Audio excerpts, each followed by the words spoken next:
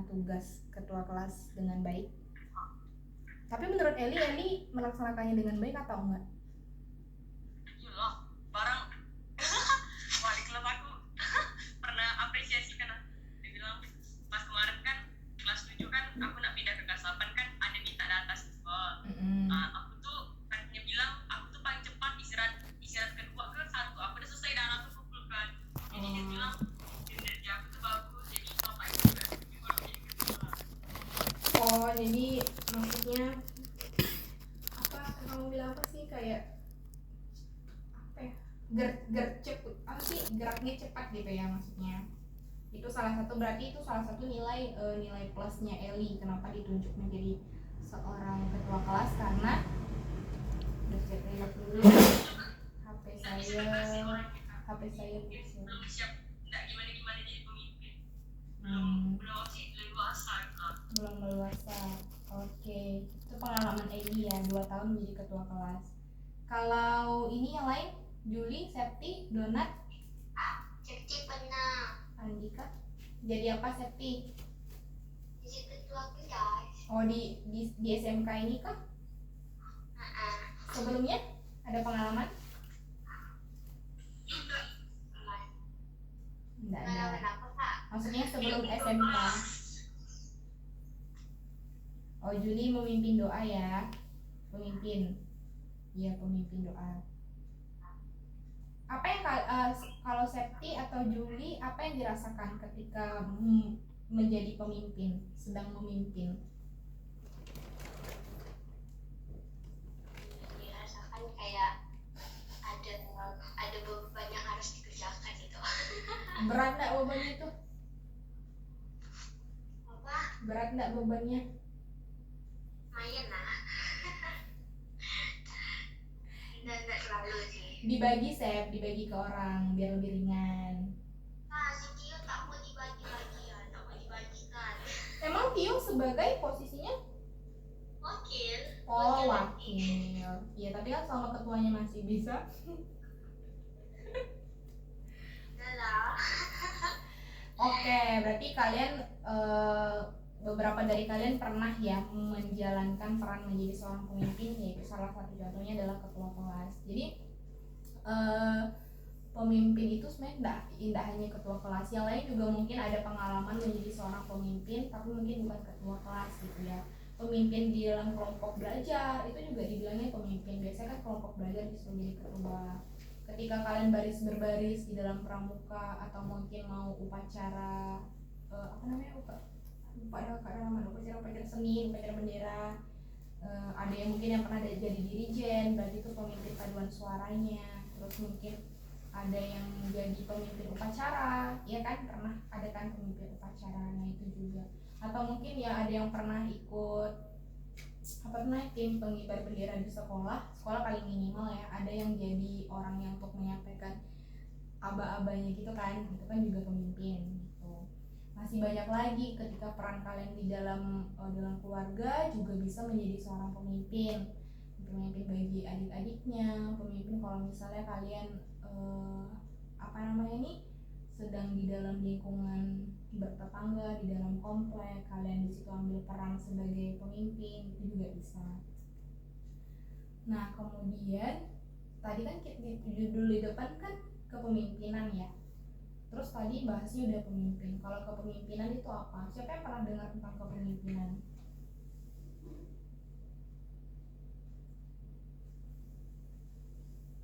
Tidak ada yang pernah dengar?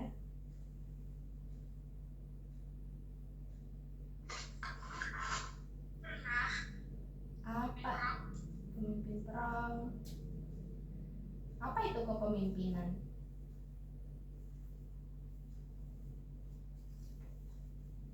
Ya, jadi kepemimpinan itu lebih ke, kalau menurut kamus besar bahasa, bukan kamus besar bahasa ini.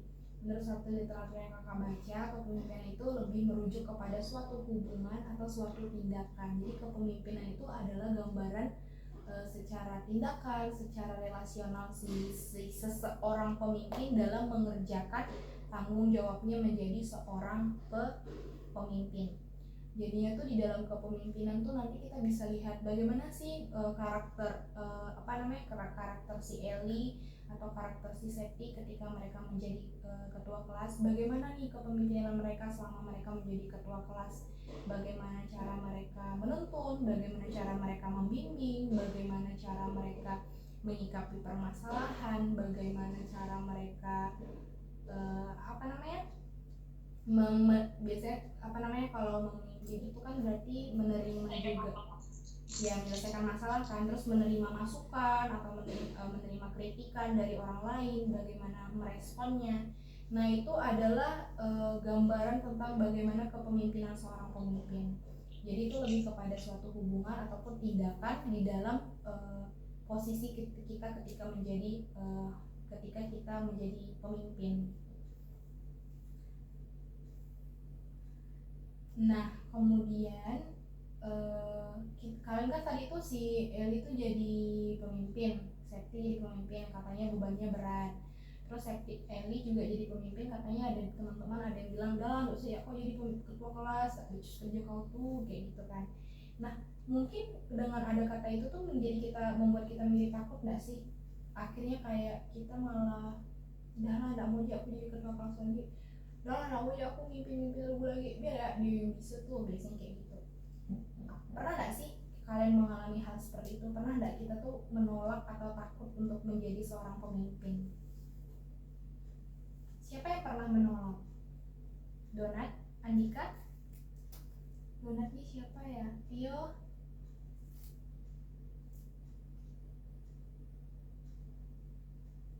Pernah takut nggak? Ketika awal-awal dipilih Eli sama Septi, apakah langsung mau menjadi ketua kelas? Ya aku bersedia. Iya, aku bersedia. Mencalonkan diri. Mencalonkan. Oh, ini bukan orang-orang yang takut ini. Jadi Aku juga mencalonkan diri. iya, jadi kalian Donat tuh enter atau Denny, kakak nggak tahu juga. Kayaknya enter deh. Kayak Denny tuh nggak ngechat kakak. Nah, jadinya tuh mungkin kita pernah takut kalian, teman-teman yang lain juga mungkin pernah takut ketika disuruh kayak nanti biasanya kalau di PPA nanti yang mimpin kelompok kelas besar si ini ya gitu kan. Nanti kamu mimpin tariannya ya, atau nanti kamu yang pimpin pujiannya ya gitu kan. Takut, masih ada kayak ih dosa kak, dosaku, dia tuh kayaknya lebih bisa, aku gak bisa kak, aku gak pandai, masih kayak gitu. Ada beberapa alasan yang mungkin membuat kita takut atau kita menolak ketika kita dipercayakan untuk mengerjakan sesuatu ya, khususnya memimpin sesuatu. Alasannya mungkin apa? Masih terlalu kak enggak lah, aku masih terlalu muda kak, masih terlalu kecil, belum tahu aku gitu kan. Terus enggak lah kak, aku enggak pandai ngomong misalnya gitu kan, diminta untuk bikin video misalnya kayak gitu mewakili PPA ID 0605 tapi tak mau, atau disuruh jadi MC di suatu acara atau di suatu seminar yang diselenggarakan oleh bunda-bunda orang di PPA, kita takut. Terus kita juga sering bilang udah kak nanti aku salah, enggak kak aku takut salah, biasanya kayak gitu ya. Jadi tuh ada mungkin beberapa alasan lain juga di luar yang kakak tuliskan di sini yang membuat kita menjadi takut dan sehingga kita menolak untuk dipercayakan suatu hal. Padahal kalau kita lihat belajar tentang tokoh-tokoh Alkitab, siapa yang tahu Musa, mungkin kalian juga pernah belajar tentang Musa. Musa juga masih muda ketika dia memimpin bangsa Israel keluar dari Mesir. Daud juga malah masih muda ketika dia melawan Goliat kan, pemimpin perang dari bangsa Filistin. Terus juga Musa tidak pandai berbicara. Salah satu kelemahan Musa itu adalah tidak pandai berbicara, makanya dia sempat ingin menolak panggilannya Tuhan untuk dia bawa bangsa Israel keluar dari Mesir. Kemudian takut salah. Apakah seluruh pemimpin-pemimpin yang ada di dalam Alkitab yang pernah kita baca adalah pemimpin yang selalu benar dalam melaksanakan tugas dan pekerjaannya? Tidak, mereka juga jatuh di dalam dosa, mereka juga berbuat kesalahan, mereka juga mungkin marah, mereka juga mungkin lari dari Tuhan suruh A, dia ngerjakannya B. Kayak misalnya di sini kakak tulisnya Daud yang juga berdosa karena dia bersekutu dengan Batsheba. Kemudian Musa juga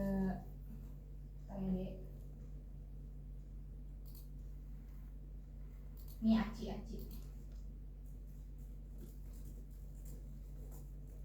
Ya, tapi Tuhan menuntun dan memperlengkapi mereka. Musa juga ditegur Tuhan karena dia marah sama bangsa Israel yang tegak tengkuk itu, yang selalu bolak-balik meninggalkan Tuhan gitu. Jadi ya tuh banyak lagi tokoh Alkitab yang lain yang ketika mereka ditunjuk mereka takut, ketika mereka ditunjuk mereka juga melakukan kesalahan, ketika mereka ditunjuk mereka juga mungkin bukan dari latar belakang yang benar-benar hebat, yang benar-benar sempurna, yang benar-benar perfect, enggak, semuanya punya mungkin Tio mana Tio nih, mungkin Tio jaringannya dia kurang stabil. Suara kakak kayak alien tadi. Tio pakai HP Tio kan HP mama? HP aku udah. Andika ada tugas ya Dika? Nah kayak gitu ya, jadi banyak tokoh-tokoh Alkitab yang lain yang juga mengalami ketakutan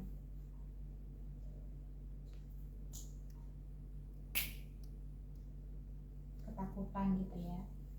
Selanjutnya kita mau belajar nih, jadi hari ini sebenarnya pokok utamanya kita itu bagaimana kita menjadi pemimpin yang baik dan benar gitu ya, menurut beberapa tokoh di Alkitab. Dan salah dua tokoh yang hari ini kakak mau ajarkan untuk kita semua adalah dari Musa dan juga Yesus. Siapa yang tahu tentang Musa?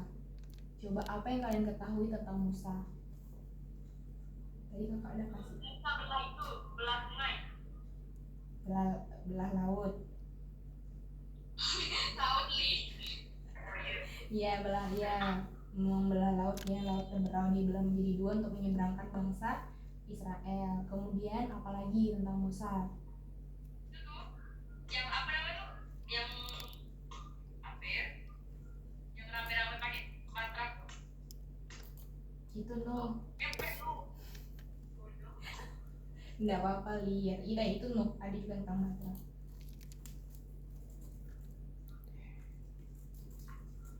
Perjanjian dengan Elia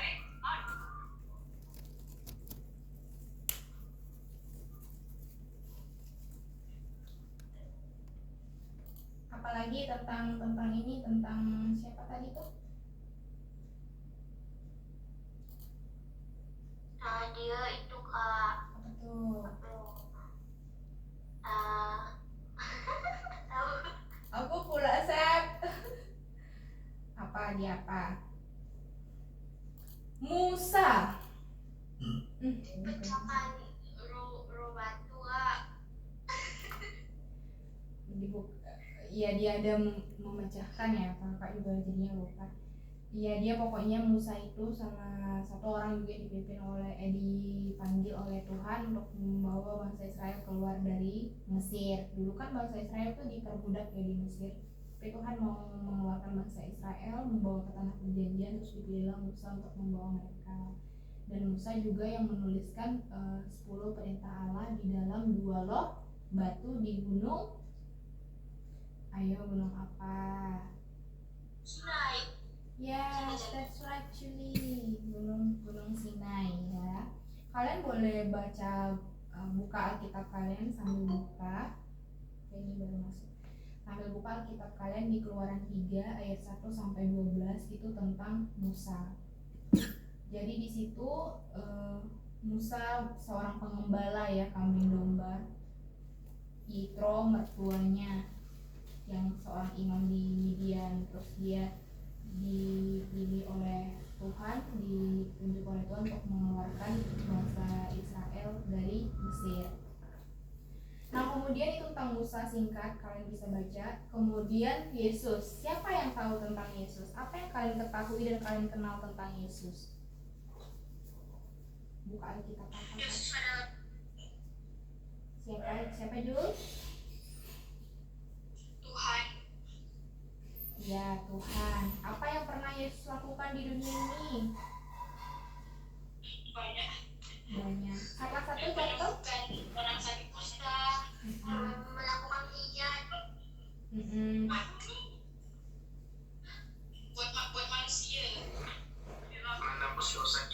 menebus dosa kita. Ia mati di kayu salib menebus dosa kita ya. Jadi Yesus datang ke dunia untuk menebus dosa kita. Dia tapi tidak hanya datang ke dunia langsung mati, langsung disalibkan gitu, enggak ya. Yesus juga menjalani kehidupan di dunia ini yang kayak tadi Juli bilang. Dia juga melakukan berbagai mukjizat, salah satu yang menyembuhkan orang yang sakit kusta. Dia juga memilih 12 orang muridnya yang dia muridkan, yang dia pimpin ya di situ. Yesus memimpin 12 muridnya ini untuk diutus membawa berita Injil bagi seluruh orang di dunia, termasuk juga kita pada hari ini. Itu di Matius 20 ayat 20 sampai 28 kita bisa pelajari tentang bagaimana sih cara Yesus memimpin murid-muridnya di situ. Ada pesan yang Yesus berikan kepada murid-muridnya.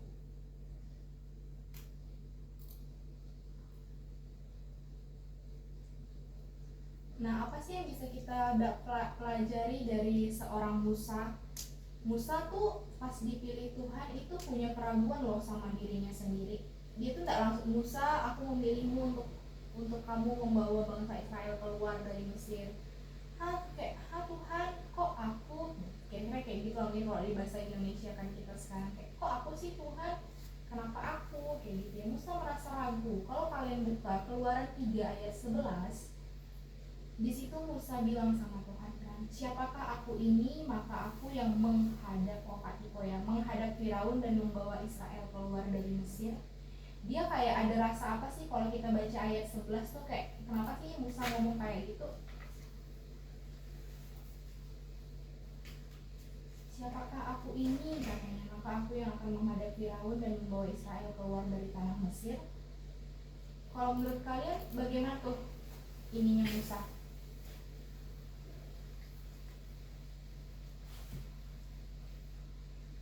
Ada yang mau berpendapat?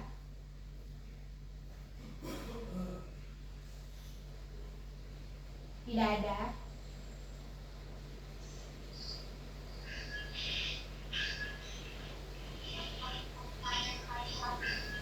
Kalian lihat slide kakak nggak sih? Slide presentasi kakak?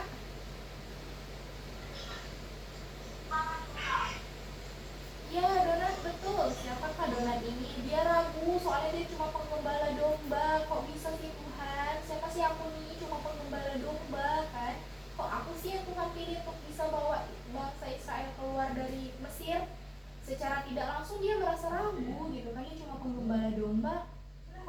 Kok bisa sih? Kayak gitu kan. Dia ragu dengan dirinya. Misalnya kalau kita sekarang insecure, minder gitu ya. Insecure sama dirinya sendiri. Terus selain Musa merasa ragu, dia juga bilang sama Tuhan di Keluaran 4 ayat 10, apa ya ini menjadi kelemahannya Musa. Selain di satu dia ragu, yang kedua dia punya satu kelemahan yang menurut dia itu menjadi keterbatasan dia untuk bisa bawa bangsa Israel keluar dari Mesir. Tuhan, aku ini tidak pandai bicara katanya kan. Dahulu pun tidak, bahkan sejak engkau berfirman kepada hambamu pun tidak, sebab aku ini berat mulut dan berat lidah. Jadi mungkin dia tidak berat mulut dan berat lidah ini gambaran dia tidak pandai berbicara lah orangnya, mungkin gugup atau mungkin mudah nervous kalau mau berbicara seperti itu ya. Jadi dia punya satu keterbatasan itu, dia punya kelemahan itu gitu. Tapi apakah Musa lantas menolak panggilan Tuhan? Kalau kalian buka lagi nih di Keluaran 3 ayat 12, apa yang Tuhan bilang sama Musa? Lalu firman-Nya, bukankah aku akan menyertai engkau? Inilah tanda bagimu bahwa aku yang mengutus engkau apabila engkau telah membawa itu keluar dari Mesir, maka kamu akan beribadah kepada Allah di gunung ini. Tuhan memberikan janji penyertaan kepada kepada Musa. Jadi ketika Tuhan memilih, ketika Tuhan mempercayakan kalian suatu tanggung jawab, suatu pelayanan, suatu kepemimpinan, entah itu hal yang menurut kalian kecil, entah sampai hal paling besar sekalipun, Tuhan tidak meninggalkan begitu aja. Tuhan juga mempersiapkan kalian. Bahkan kalau di Keluaran 4 ayat 11 Tuhan bilang nih sama si Musa, karena Musa bilang tadi alasannya berat mulut sama berat lidah, kan Tuhan bilang, tapi Tuhan berfirman kepadanya, siapakah yang membuat lidah manusia, siapakah yang membuat orang bisu atau orang tuli, membuat orang melihat atau buta, bukankah aku, yakni Tuhan. Karena itu bahkan untuk bisa, bahkan mungkin Tuhan yang bukan mungkin lagi ya, Tuhan yang bikin menjadi seorang Musa itu adalah Musa yang berat lidah dan berat mulut. Tapi di sini cara kerja Tuhan beda, bukan berarti karena kamu punya keterbatasan, satu keterbatasan itu lalu menghalangi kamu untuk tidak memimpin, menghalangi kamu untuk tidak mengerjakan apa yang Tuhan minta kamu untuk kerjakan, apa yang jadi kehendak Tuhan. Tidak, toh semuanya juga kamu dibikin seperti itu adalah Tuhan yang punya rencana, Tuhan yang punya kehendak. Bahkan sebelum kamu dilahirkan pun Tuhan udah punya rencana bagi kita, bagi adik-adik semuanya ya. Nah terus itu yang bisa kita pelajari dari Musa ya, sampai akhirnya Musa juga taat kepada panggilannya Tuhan. Welcome to the jungle, Aci. Ternyata si Musa tuh punya seorang kakak kan, namanya Harun. Jadi tuh Tuhan tuh mengingat juga seorang Harun. Terus Tuhan bilang sama Musa, bukankah di situ Harun orang Lewi itu kakakmu? Aku tahu bahwa ia pandai berbicara, katanya. Lagi pun ia telah berangkat menjumpai kau. Jadinya meskipun tuh si Musa punya keterbatasan, punya kelemahan, tapi atas kuasa dan hikmat daripada Tuhan, Musa juga akhirnya taat terhadap panggilan Tuhan untuk membawa Israel keluar dari tanah Mesir. Dengan siapa Musa bekerja sama, siapa rekan sepelayanannya Musa? Itulah kakaknya Harun, orang yang Tuhan anugerahkan kepandaian dalam berbicara untuk mendampingi seorang Musa yang berat mulut dan berat lidah. Tuhan perlengkapi kan, Tuhan tuh tidak tinggalkan begitu aja ketika Tuhan bilang kamu kerjakan A, terus udah Tuhan pergi gitu. Nah tadi itu tentang Musa, sekarang tentang Yesus. Bagaimana sih cara Yesus memimpin? Apakah menurut kalian Yesus itu pemimpin atau bukan? Pemimpin apa dulu? Tuhan tuh suka ngajar. Jadi dia Ya, suka ngajar, betul. Kalau kalian belum pernah tes karunia ya, jadi tuh kita tuh ada tes namanya karunia. Mungkin nih kalau Yesus tes karunia Yesus tuh mengajar, ya kan? Dia mengajar banyak orang, dia berjalan dari sini sejauh apapun, mengajar banyak orang yang akhirnya percaya karena mendengar pengajaran yang Yesus berikan, banyak orang diselamatkan, banyak mukjizat terjadi gitu ya. Kalau kita baca dari Injil juga ya, dari Matius, Markus, Lukas, Yohanes, di situ juga dikatakan bahwa pengikut Yesus itu banyak kan, entah yang motivasinya hanya mau ikut-ikutan, atau memang dia seorang yang percaya, atau mungkin yang hanya mau ikut enaknya aja gitu ya. Banyak orang yang mengikut Yesus. Disitulah peran Yesus menjadi seorang pemimpin. Ketika dia diikuti banyak orang, ketika banyak orang yang percaya kepada dia, disitulah peran Yesus dalam memimpin banyak orang ini. Nah, tapi yang mau kita lihat garis besar di sini adalah Yesus punya 12 orang murid. Kalau kita belajar nanti kita akan belajar tentang latar belakang murid-murid Yesus. Apakah menurut kalian murid-murid Yesus itu adalah orang-orang yang pintar, orang-orang yang berpendidikan, atau mungkin orang-orang yang kaya? Siapakah murid-murid Yesus?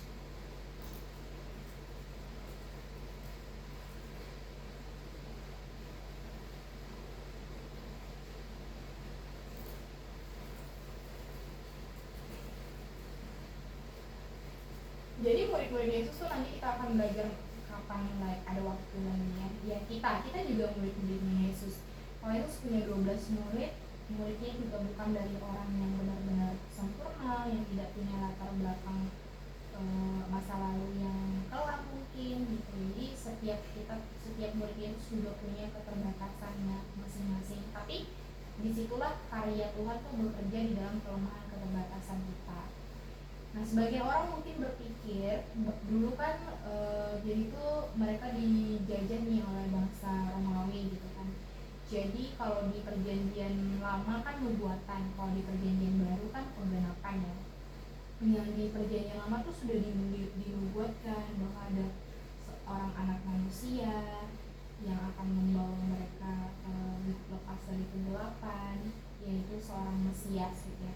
Tapi gambaran orang-orang pada saat itu seorang Mesias itu adalah seorang pahlawan, adalah seorang superhero yang akan membawa mereka tuh yang yang bisa mengentaskan kejahatan, yang bisa melepaskan mereka dari penjajahan bangsa Romawi pada saat itu. Jadi gambaran mereka tentang Mesias tuh nanti nih misalnya kalau kita dijajah nih, terus ada pahlawan datang melawan seluruh penjajahan, menghakimi segala penjajah yang ada, dan terus kita menang, kita hidup merdeka, kita hidup bebas. Itulah gambaran orang-orang pada saat itu tentang Mesias. Siapakah Yesus? Itu adalah Yesus Mesias. Tapi banyak orang juga yang kecewa tentang kenapa ya, karena mereka kecewa karena gambaran mereka tentang tentang Mesias itu salah. Nah, tapi di Matius 20 ayat 26, coba ada yang bisa bacakan untuk kakak Matius 20 ayat 26 sampai 27 deh. Pak minta tolong.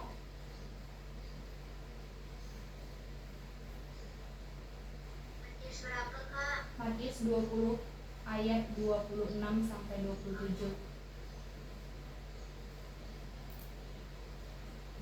Tidaklah demikian di antara kamu. Barang siapa ingin menjadi besar di antara kamu, hendaklah ia menjadi pelayanmu. Dan barang siapa ingin menjadi terkemuka di antara kamu, hendaklah ia menjadi hambamu.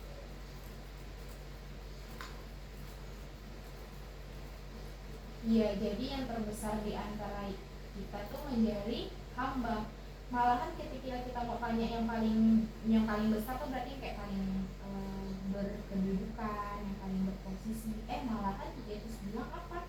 Hendaklah ia menjadi pelayanmu, dan barang siapa yang mau menjadi yang terkemuka di antara kamu, hendaklah ia menjadi hambamu. Itu adalah yang Yesus ajarkan kepada murid-murid. Tidak hanya sekadar mengajarkan, tapi itu juga ditunjukkan bagaimana cara Yesus memimpin, bagaimana cara Yesus melayani pada saat itu. Yesus memimpin dengan melayani dan berbagi hidup. Itu ya, dari kan dia bilang sebagai pelayan, dia juga sebagai hamba, dia bilang kayak gitu kan. Yesus yang terbesar dari antara murid-muridnya, tapi justru dia seorang guru, dia seorang rabi, dia pemimpin murid-muridnya, tapi apa? Yesus yang melayani mereka gitu, Yesus mengajarkan ke mereka. Dan bahkan kalau kita lihat di sebelum Yesus ditangkap, Yesus juga membasuh kaki muridnya gitu ya. Jadi ini tak hanya sekedar memerintah, kamu Andreas, kamu kerjakan ini, kamu si Bartolomeus kerjakan ini gitu ya. Enggak hanya sekedar itu, tapi juga Yesus melayani mereka, menjadi pelayan dan juga menjadi hamba. Dan juga Yesus berbagi cara hidup, bagaimana Yesus hidup. Kalau waktu itu ketika banyak orang yang ikut Yesus, ketika orang-orang ikut Yesus, malah Yesus mengasingkan diri, Yesus mau berdoa gitu ya, Yesus berdoa kepada Bapaknya gitu. Itu adalah cara hidup Yesus. Jadi cara Yesus memimpin adalah dia berbagi hidup dengan murid-muridnya. Murid-muridnya ikut kemana Yesus pergi. Nah, jadi teladan Yesus kalau yang mau kakak rangkum di sini adalah pemimpin yang mau melayani dan yang berbagi hidup.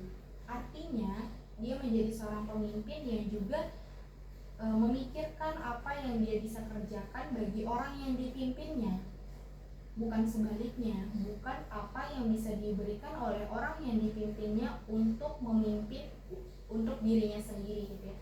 Kita sebagai pemimpin, kita memberikan apa sih yang bisa kita bagikan kepada orang-orang yang dipimpin, yang kita pimpin, apa yang kita bisa berikan kepada mereka, bukan sebaliknya menjadi pemimpin yang menguntungkan diri sendiri dari orang-orang yang dipimpin, dari setiap hal-hal yang dikerjakan, atau mungkin menjadi pemimpin yang memperkaya diri sendiri. Kalau misalnya kita lihat berita ada berbagai macam kasus koruptor yang adalah pemimpin kita sendiri gitu ya. Kalau misalnya dalam hidup berbangsa dan bernegara, justru malah mereka yang memperkaya diri mereka sendiri, korupsi misalnya, itu yang contoh ya. Atau mungkin yang mengambil keuntungan untuk diri kita sendiri.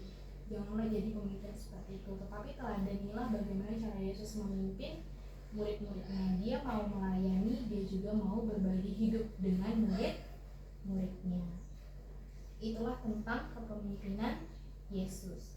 Jadi itu kita semua tuh adalah pemimpin. Kita dipersiapkan untuk memimpin. Kita dipersiapkan untuk mengerjakan suatu hal yang di situ juga kita punya peran untuk memimpin. Kita punya peran untuk berbagi hidup dengan orang-orang di sekitar kita, dengan orang tua, dengan abang, kakak, adik-adik, keponakan, tetangga kalian kiri kanan, anak-anak teman-teman kalian di PPA, bunda-bunda gitu ya.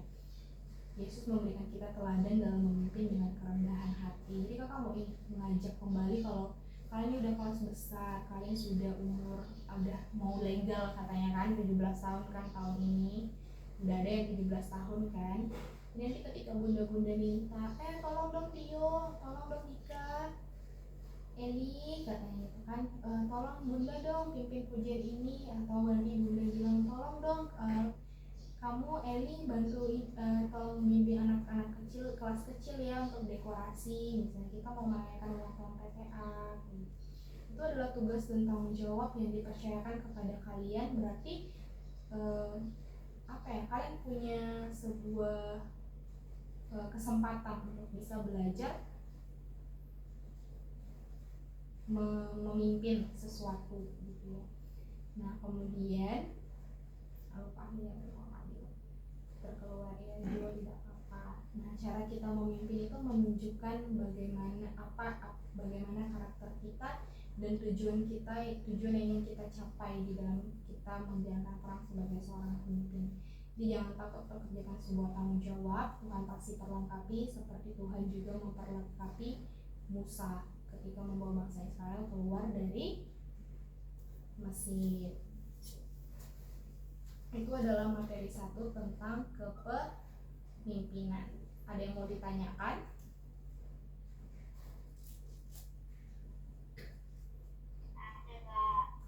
Tapi kakak mau tanya kalau gitu, kenapa? Ya kakak bersyukur ya, maksudnya satu hal yang kemarin kakak juga memberikan aplaus kepada kalian yang ketika bunda-bunda rapat semuanya, terus anak kelas besar diminta mengajar anak kelas kecil gitu ya, dipercayakan untuk bisa mengajar anak kelas kecil. Di bayangan kakak tuh, kakak sempat mau ndak ya budak-budak ini, mau ndak ya mereka mengajar anak kelas kecil, nanti ngeluh pula, kakak pikirkan. Tapi ketika kakak lihat di lapangan, kayak ya udah terserah mereka lah, kakak pikirin, kakak percayakan dia sama kalian. Kakak turun, oh bisa ternyata anak-anak ini untuk mengajar ini. Nah berarti kan di situ kalian sudah belajar untuk bisa memimpin. Dan kalian juga belajar satu hal, adalah belajar untuk tidak takut salah dan tidak takut gagal dalam mengerjakan sesuatu yang baru, sesuatu yang sebelumnya belum pernah kalian coba, sebelumnya belum pernah kalian lakukan. Tapi kalian mau, ketika diminta, dipercayakan untuk ambil bagian itu, kalian bersedia gitu ya. Itu adalah satu hal yang juga perlu kalian pertahankan. Apalagi kalian sebentar lagi sudah mau lulus SMA, akan banyak pengalaman-pengalaman baru di luar yang harus kalian rasakan dan harus kalian coba, yang menuntut kalian untuk tidak takut gagal mencoba sesuatu. Nah itu berhubungan dengan materi kedua. Bagaimana sih kita belajar untuk tidak takut gagal? Siapa yang sering ngerasa takut gagal, takut salah, takut mau coba sesuatu? Ada enggak? Kalau kakak cukup sering sepertinya ya, kakak takut coba sesuatu. Takut apa Jul? Ada enggak sesuatu yang pengen Juli coba tapi Juli takut mau mulai?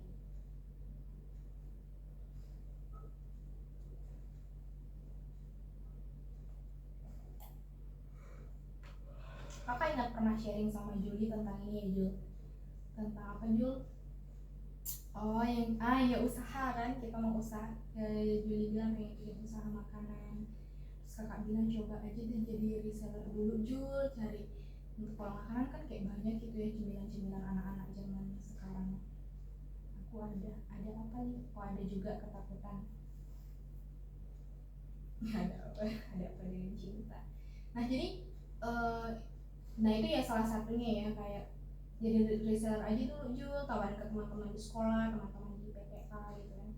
Tapi ada beberapa hal yang Juli sampaikan yang kayak enggak lah Kak, takut kayak gini, takut kayak gini. Oh ada kayaknya Eli juga gitu ya. Jadi ada beberapa ketakutan kita untuk gagal untuk mencoba sesuatu hal, atau mungkin kayak ada Joverdi nggak ya di sini? Jawab, tidur nggak Job?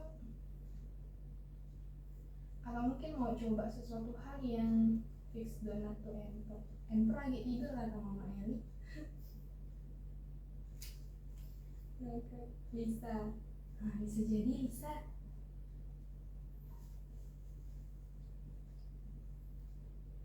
Nah jadi itu ya, mungkin kayak kalau Joverdi pernah punya pemikiran yang kayak udah siap, udah matang secara pemikiran, tapi ternyata ada banyak pertimbangan ketika mau dicoba, mau dilakukan gitu. Salah satunya mungkin takut gagal, takut salah, ada kendala-kendala yang lain, belum inilah kak, belum itu gitu. Nggak hanya kalian, kakak juga pernah kok takut gagal, takut salah. Mungkin bahkan sekarang ada beberapa hal yang pengen kakak coba, pengen kakak lakukan, tapi kakak takut salah, takut nggak berhasil, takut rugi, takut gagal gitu. Banyak ketakutan. Jadi tadi malam kakak nonton salah satu, nah ini ada beberapa tips ini sih tipsnya secara umum, tapi sebenarnya tuh balik lagi ke bagaimana diri kita mengelola diri kita sendiri. Jadi kita tuh adalah juga pemimpin bagi diri kita sendiri. Nah, bagaimana sih cara berani untuk memulai sesuatu? Cara keluar dari zona nyamannya kita. Zona nyamannya kita sekarang apa? Nyamannya kita ya. Nyamannya kita adalah sekarang rebahan, PPKM, nggak bisa kemana-mana, rebana. Jujur.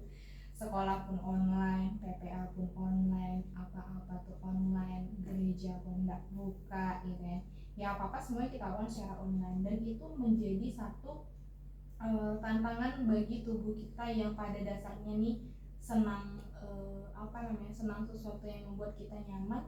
Dan akhirnya ketika dikasih situasi yang seperti ini, kita juga bisa terbuai sama kenyamanan rebahan di atas kasur. Kalau biasanya anak-anak tuh bilang apa ya,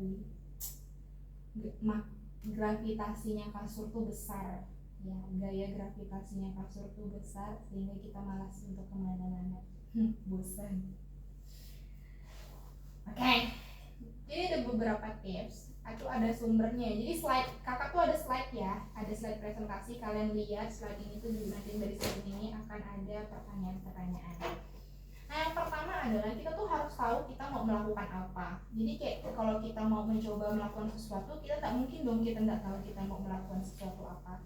Jadi kita harus tahu sesuatu itu apa yang mau kita lakukan, yang mau kita coba, yang mau kita mulai.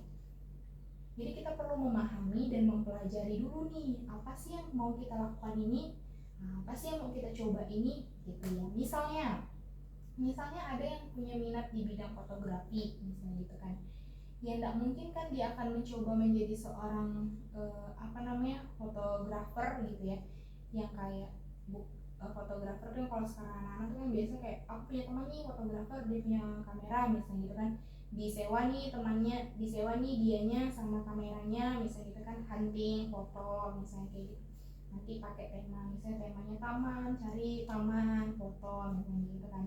Nah ketika seseorang mau mencoba bidang fotografi, hal yang perlu dia ketahui dulu adalah bagaimana dia bisa memotret gitu kan, bagaimana dia bisa memotret sesuatu hal yang mungkin sederhana menjadi sesuatu yang bagus. atau mungkin dia juga harus tahu kira-kira standar paling minimal untuk bisa memotret tuh punya kamera yang jenis apa, besarannya berapa megapiksel supaya kualitasnya bagus. Zaman juga makin berkembang kayak gitu kan.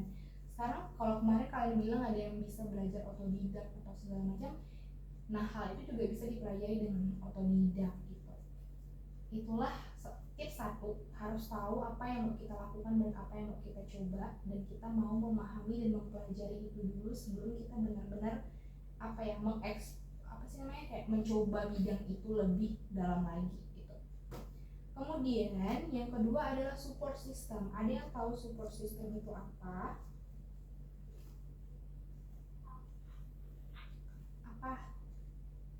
Apa yang tahu? Pendukung. Semangat ayam aja. Wah, siapa nih yang mensupport? Iya, pendukung yang mensupport. Apa lagi? Ya.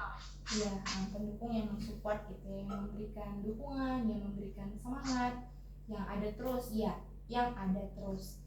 Jadi support, stay with you, apa yang kita lakukan gitu ya. Nah, penting juga untuk punya yang namanya support system. Support system ini adalah bukan hanya sekedar dia selalu ada atau memberikan semangat untuk segala yang kita lakukan, tetapi satu yang paling penting adalah harus punya yang namanya kepercayaan ya. Jadi support system itu pun bukan hanya sekedar kasih support semangat ya, aku dukung kau, apa yang kau lakukan aku dukung terus misalnya kayak gitu.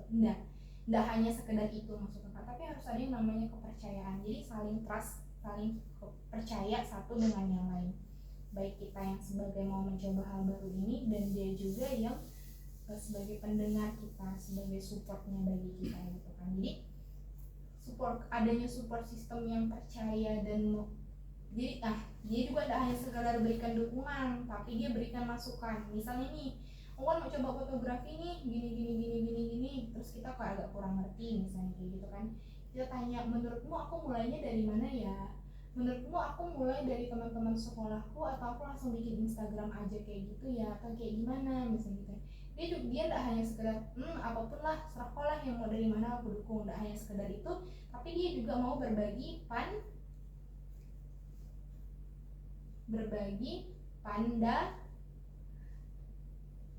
berbagi pendapat. Menurut dia, oh sepertinya baiknya A. Kenapa baiknya A? Karena seperti ini, kayak gitu ya. Jadi penting juga untuk punya support system yang saling percaya satu dengan yang lain, saling mendukung dan saling membangun lewat kritikan, masukan, dan dukungan yang ada. Ya betul. Support system tuh bisa siapa aja yang bisa jadi support system kalau menurut kalian? Pacar, Kakak, Bapak, orang tua, ya pacar bisa bagi yang punya pacar, teman yang dipercaya. teman, sahabat. Iyalah yang nggak ada. Yuk cari yuk. Sekolah lo nih yuk kasih yuk. Jadi guru. di PPA nggak ada. Tapi ada tuh Ada tapi tak ada cowok ya. ada di Juli Bogosi.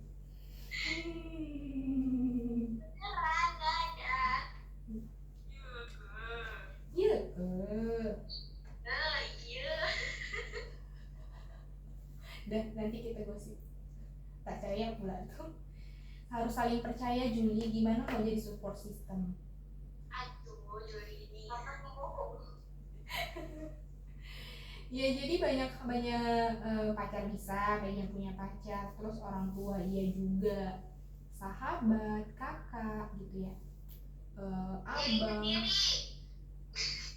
diri sendiri tuh ya bagaimana kita meyakinkan diri sendiri sebagai positive vibes-nya kita gitu ya.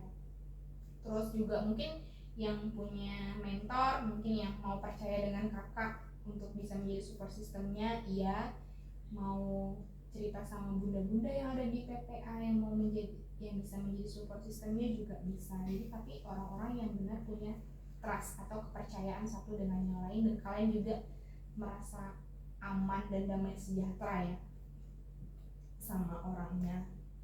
Nah, ketiga, ini yang paling penting, harus adanya, ayo ada apa? Ya, harus ada nyali. Kalau mau sukses pasti banyak lika-liku. Ya betul, tidak ada sukses yang instan ya, langsung lurus terus A B C D sampai Z gitu. Ngepet kak, ngepet. Sama Jul. Bahkan ngepet pun ada lika-likunya, Jul. Tadi aku juga ngomong, cuman itu aku mute, aku jadi lupa baru aku buka lagi. Ngomong ngepet ya, Li. Bahkan ngepet pun ada lika-likunya, Jul. Jaga lilin lo, dia siapkan lo sesembahannya kan, terus nanti iya kan, itu nggak ada yang benar-benar sukses, tapi jangan coba ngepet. Aku jaga lilin deh. Oh, kirain enggak lah kak, awas ya sampai coba ngepet ya, gagal semua. Cukup babi itu dipanggang enak ini. Nanti kakak tengok apa tuh? Babi dong. Oh iya kan, pink kan, pink. Nanti lah kakak. Iya nanti kakak lihat ya. Kakak juga. Iya lanjut. Jadi harus ada nyali dan harus ada niat. Kalau kita tak punya nyali, kalau kita tak punya niat, bagaimana kita bisa mencoba sesuatu? Bagaimana kita bisa coba hal yang baru kalau kita pun tak punya nyali, tak punya niat? Kalau kita hanya sekedar memikirkan tapi tidak ada niat dan tidak ada nyali, ya apa yang kita pikirkan tuh mentok, cuma menjadi sekedar sesuatu yang menjadi pikiran gitu ya. Tapi apa yang kita pikirkan itu bisa menjadi suatu tindakan, bisa menjadi suatu realita kalau kita mau mencoba, kalau kita punya niat dan nyali untuk bisa boom gitu kan. Apa yang kita pikirkan tuh kita keluarkan, kita rencanakan baik-baik, kita lakukan gitu ya. Kalau misalnya nih ya, kita apa namanya tuh, kita lihat nih, misalkan kita ada di sisi sebelah sini, terus ada parit besar misalnya, terus di seberang sana tuh tapi kita nggak tahu itu tuh ada apa, tapi kita pengen tahu gitu kan. Tapi kita hanya di zona nyamannya kita, kayak nggak ada niat atau nyali bagaimana supaya kita menyeberangi parit itu, supaya melihat apa yang ada di seberang sana, apa yang mau kita coba di sana. Nah jadi kalau kita nggak mau nyeberangin parit itu, gimana kita bisa tahu gitu kan? Ya udah, kita di sisi sebelah sini aja terus, kita nggak tahu. Orang-orang mungkin udah coba naik bikin jembatan kayu, orang udah bisa bikin jembatan gantung untuk bisa lewat parit itu, tapi kita di sini aja gitu, karena nggak punya nyali, karena nggak punya niat gitu. Jadi nyali dan niat itu mendorong kita untuk bisa loncat, untuk bisa berjalan, dan untuk bisa berlari menuju apa yang mau kita mulai itu. Itulah 3 tips untuk memulai sesuatu. Harus tahu kita mau melakukan apa. Yang kedua, kita harus punya support system. Yang ketiga, kita harus punya nyali dan niat. Dibaca slide-nya benar-benar. Nanti ada kuis dari sini. Keberanian ya, betul. Nah, hidup kita tuh terlalu singkat kalau kita hanya pakai untuk berdiam diri. Hidup kita terlalu singkat kalau kita hanya pakai untuk rebahan. Banyak hal di luar sana yang bisa kita coba, banyak hal di luar sana yang bisa kita eksplor, banyak hal yang bisa kita lakukan untuk mengimprove diri kita, meningkatkan kapabilitas atau ability-nya kita. Tapi jangan berdiam diri. Kalau hanya berdiam diri, semuanya itu hanya menjadi sebuah pikiran belaka gitu. Jadi penting untuk punya banyak pengalaman, menggali banyak pengalaman. Menjadi ketua kelas itu juga menjadi salah satu pengalaman. Di situ kalian bisa belajar banyak hal juga. Menjadi seorang yang ditunjuk untuk bisa berdoa itu juga pengalaman. Menjadi seseorang yang ditunjuk untuk bisa memimpin adik-adik kelas kecil di PPA itu juga menjadi satu pengalaman. Menjadi seseorang yang dimintai tolong untuk bisa membersihkan ruangan kelas itu juga menjadi satu pengalaman. Jadi jangan pernah meremehkan segala sesuatu yang kita lakukan dengan yang kita kerjakan gitu ya. Di setiap bagian-bagian itu, di setiap perkara-perkara itu ada sesuatu yang bisa kita pelajari, yang bisa meningkatkan skill dan keterampilan kita dan juga karakter kita menjadi karakter yang bertumbuh. Nah, kemudian ayo lihat sekeliling kita, ini kata-kata motivasi ya. Gali potensi dan pelajari apa yang benar-benar kalian minati. Kakak tahu sulit untuk melawan rebahan, sulit untuk melawan rasa malas, tetapi perlu kita sadari kalau kita tuh nggak terbatas oleh ruang dan waktu gitu ya. Segala sesuatu tuh sekarang bisa kita akses, segala sesuatu tuh bisa kita pelajari, ada di Google, ada di media sosial, dari TikTok pun tidak hanya sekedar joget-joget atau mungkin lihat konten-konten yang menghibur, tapi di situ juga ada edukasinya. Di situ juga ada keterampilan yang bisa kalian coba. Di YouTube juga ada. Bagi yang punya Telegram, kakak tidak punya Telegram, kakak agak kurang paham Telegram seperti apa, tapi mungkin bisa. Ada yang punya Instagram, sekarang sudah ada Reels, banyak video-video singkat juga yang mengedukasi dan meningkatkan keterampilan juga ada di Instagram. Jadi banyak hal yang bisa dicoba. Kemudian berrelasilah dengan banyak orang, belajarlah dengan mereka apa yang ingin kalian pelajari dari orang tersebut. Jadi bukan berarti karena online, bukan berarti karena tidak ketemu akhirnya kita menutup relasi kita dengan orang-orang lain gitu ya. Tapi justru lewat online ini juga kita dituntut untuk bagaimana kita bisa menjalin relasi yang baik dengan semua orang. Nah, kemudian yang terakhir adalah berdoa. Ini penting.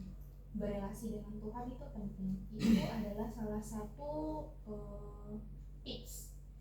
Salah satu tips yang bisa kita terus jadikan kebutuhan di dalam kehidupan kita untuk bisa membuat kita punya relasi yang intim juga dengan Tuhan, punya kedamaian di dalam Tuhan, punya pengharapan di dalam Tuhan. Berdoa minta pimpinan Tuhan, pertolongan Tuhan dalam setiap hal yang akan dan ingin kita kerjakan. Dasarnya adalah semua yang akan kita kerjakan dan kita lakukan itu haruslah menjadi kemuliaan bagi nama Tuhan. Kolose 3 ayat 23 mengatakan, apapun juga yang kamu perbuat, perbuatlah dengan segenap hatimu seperti untuk Tuhan dan bukan untuk manusia. Ya, dan bukan untuk manusia. Kolose 3 ayat 23. Sekian materi tentang hari ini. Kalau ada yang mau ditanyakan, boleh kita diskusi sebelum masuk ke dalam Ada kuis. Kak. Nggak ada ya. Iya. Oke, sebentar lagi kita akan kuis. Ayo cepat, mau beres rumah. Baik Eli. Nanti satu orang siapa yang pimpin doa sehabis kuis? Ina. Septi ya. Oke, linknya udah kakak bagikan di grup. Ada di grup kan? Ada nggak? Masih bisa Itu terlihat. nanti soalnya di kelas pula di sini juga Kak. Nah, kalian buka link itu, buka link yang kakak kasih. Ada. Buka, sudah dibuka. Bentar.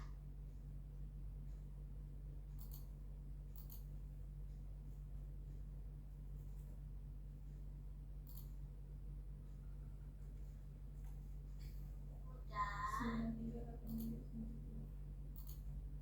Mulai ya kakak lagi ketik ininya deh apa? Ada disuruh masukkan kode kan? Ada. Kodenya adalah 938390. 93. 8390. Kakak ada cek di grup. Jadi kodenya adalah 938390. 3 pemenang mendapatkan kuota internet. Nomornya harus aktif tapi ya. Jangan kayak setia.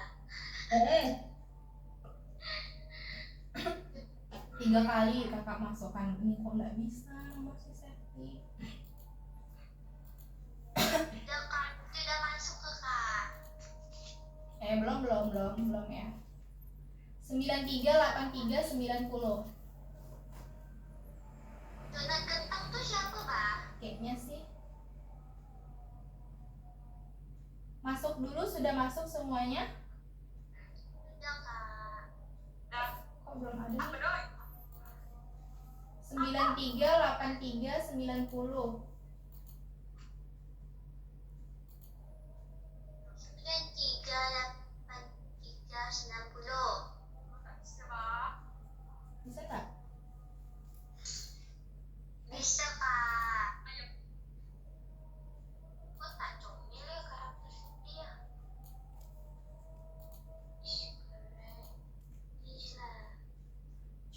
Pilih join deh, pilih apa itu namanya?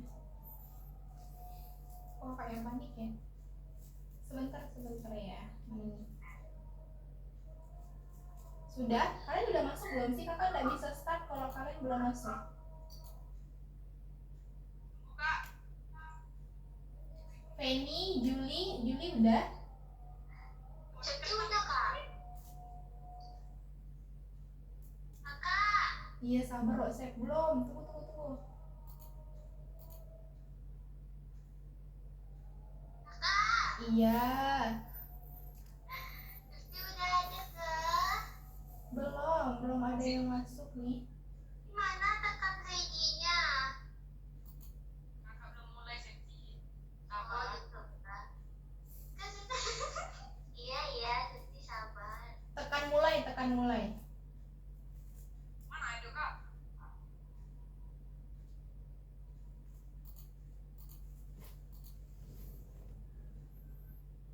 Keren kali.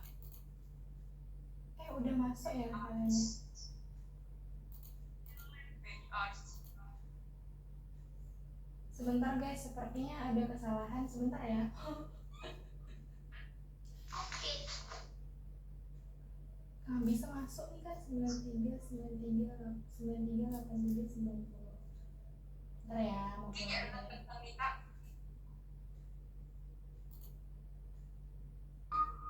Mulai ya. 3, 2, 1. Ini kok tak ada itu.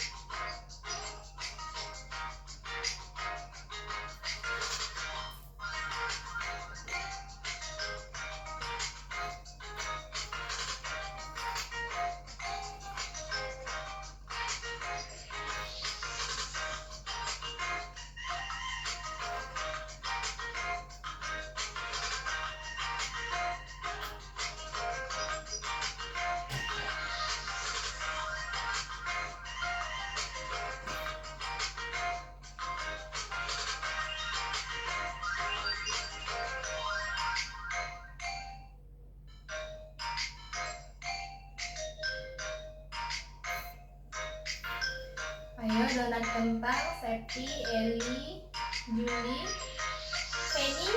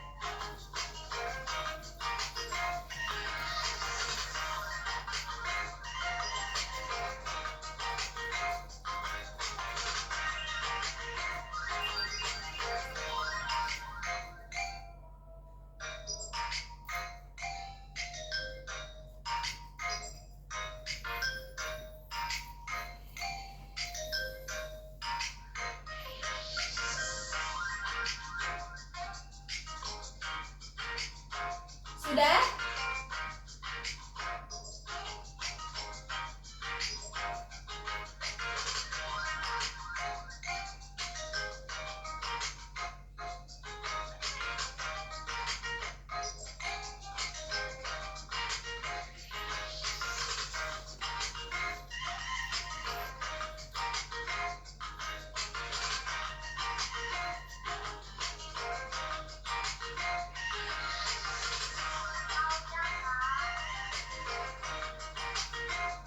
Oke.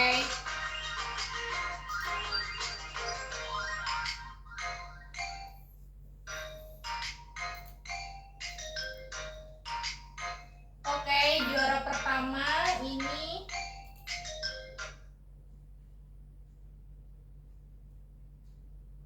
donat kentang, kemudian Septi, kemudian Eli.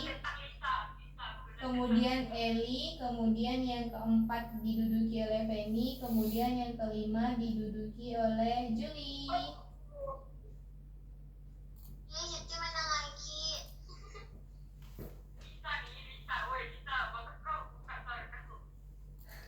Iya, Lisa tidak ada bersuara. Ya, ini dia pemenangnya. Kok enggak itu loh, Lisa? Anjay. Ini dia pemenangnya. Selamat ya untuk donat kentang. Siapa sih donat kentang? Mending tidur. Donat kentang, Septi, dan juga Eli. Nanti chat ke Meja kecil tak kotor. kan dia tidur tadi katanya. Nanti chat kakak untuk nomor yang akan diisi kuota ya. Apa Jul? Halo Elina. Halo Lisa. Lisa ya? Lisa. Degel. Aduh, Lisa. Keren ya. Keren. Soalnya pernah dibilang kalau dia lagi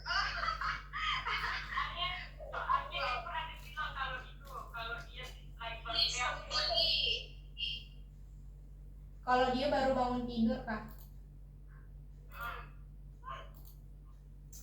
Oke, nanti selamat ya untuk yang menang. Nanti yang lain coba diikutin. Nah, untuk bulan depan kakak belum tahu masih online atau enggak. Nanti dikabari sama Kak Nia atau Bunda Riris. Nanti kakak kabari ke kalian ya. Oke, Kak. Oke, sekian untuk pembelajaran kita. Berdoa. Sekian untuk pembelajaran kita hari ini. Tetaplah jaga kesehatan, tetap disiplin rohaninya dikerjakan, tetap beribadah walau mungkin kalian bosan secara online, tapi tetap jaga relasi yang baik dengan Tuhan, tetap kerjakan tugas-tugasnya dengan baik, tetap bersemangat dalam melakukan segala aktivitas kalian. Oke, silakan tutup dalam doa, Septi.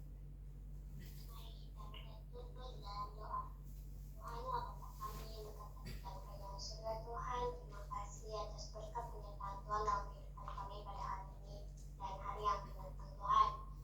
Tuhan juga berkati agar materi yang sudah disampaikan pada hari ini bisa menjadi pelajaran bagi kehidupan kami sehari-hari Tuhan. Dan juga kami Tuhan yang sudah mengajar kami. Doa kami Tuhan, dalam nama Tuhan Yesus Kristus. Amin.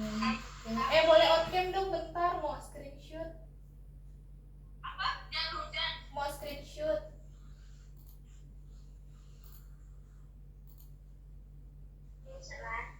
On cam lah, on cam. Dadah, Puan. Ih, Juli duluan. Thank you for today. Thank you. Yang menang cek kakak ya nomor kuotanya ya. See you donat kentang. Bye. Dah.